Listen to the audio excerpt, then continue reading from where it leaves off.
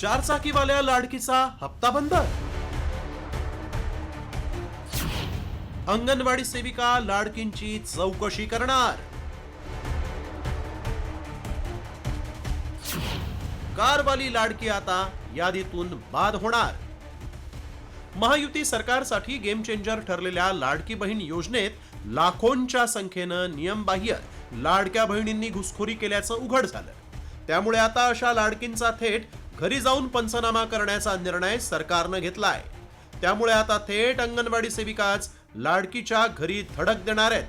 महिला आणि बालकल्याण विभागाचे सचिव डॉक्टर अनुप कुमार यादव यांनी दूरदृश्य प्रणालीद्वारे बैठक घेत राज्यातील सर्व अधिकाऱ्यांना लाडक्या बहिणींच्या घरी जाऊन चारचाकी वाहन आहे की नाही याची पडताळणी करण्याचे आदेश दिलेले आहेत. तसंच परिवहन विभागाकडून वाहनधारकांची यादी घेऊन ती प्रत्येक जिल्हाधिकाऱ्यांकडे पाठवण्यात आलेली आहे.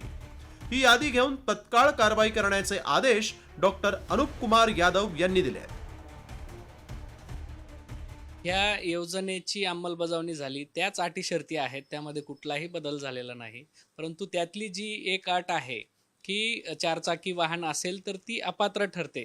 लाडकी बहीण जिल्ह्यात किती लोकांच्या नावावर वाहनं आहेत याबाबतची यादी आम्हाला उपलब्ध करून दिली जाते.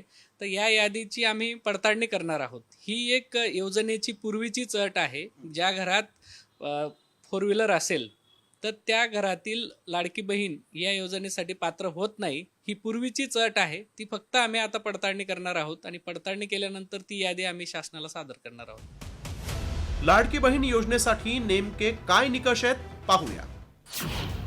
कुटुंबाचं वार्षिक उत्पन्न 2.5 लाखांच्या आत असावं. कुटुंबातील कोणताही सदस्य आयकर भरणारा नसावा. चारचाकी गाडी असणाऱ्या महिला योजनेच्या लाभार्थी नसतील. संजय गांधी निराधार योजनेसारख्या योजनांचा लाभ घेतलेला नसावा. लाभार्थी महिलेचं वय 18 ते 65च्या दरम्यान असावं. विधानसभेच्या पार्श्वभूमीवर कोणतीही पडताळणी न करता लाडकी बहीण योजनेचा लाभ देण्यात आला होता का? आणि आता जेव्हा सरकारी तिजोरीवर ताण वाढलाय तेव्हा सरकारला जाग आलीये का? असे प्रश्न विरोधकांसह लाडक्या बहिणीही विचारतायत. तुर्तास आता या चारचाकीच्या चालणीत किती लाडक्या दोडक्या होणार याकडेही सर्वांचं लक्ष लागलंय. ब्युरो रिपोर्ट, साम टीव्ही मराठी.